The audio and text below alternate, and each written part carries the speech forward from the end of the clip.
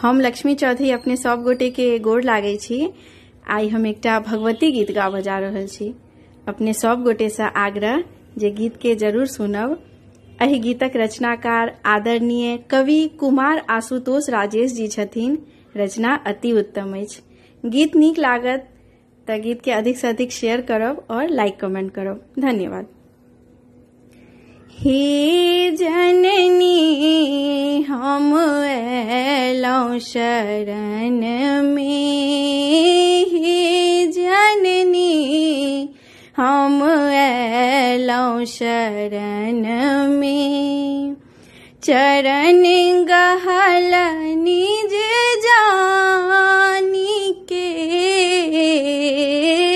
छी हम कतेक कष्ट में मैया, छी हम कतेक कष्ट में मैया। कतेक कहू हम कानी के, हे जननी हम एलौं शरण में।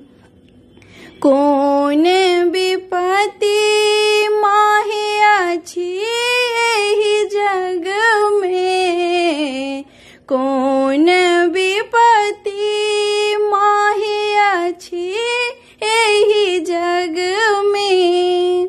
ठहरि सकै जे अहाँ के मग में, अहीं के भरोसे हम जीव रहल छी, अहीं के भरोसे माहे जीव रहल छी।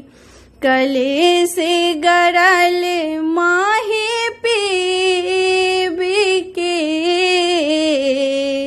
मंदिर जननी यहाँ के एलौं, मंदिर जननी आहाँ के एलौं।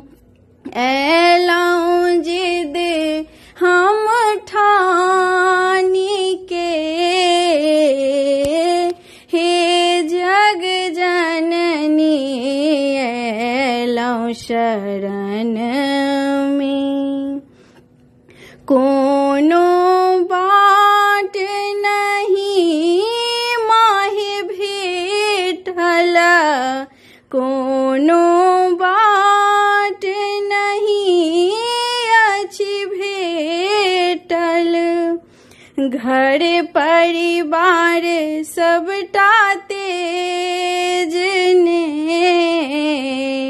घर परिवार सबटा तेज ने।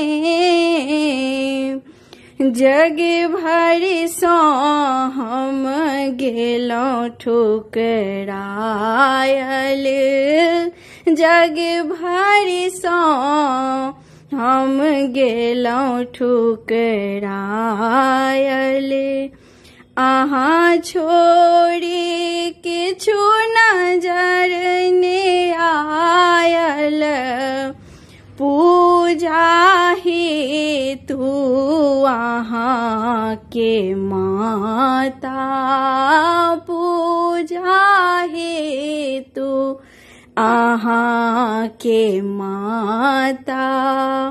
फूल तोड़ल हम फानी के, हे जग जननी एलौं शरण में। चरण गहल निज जानी के,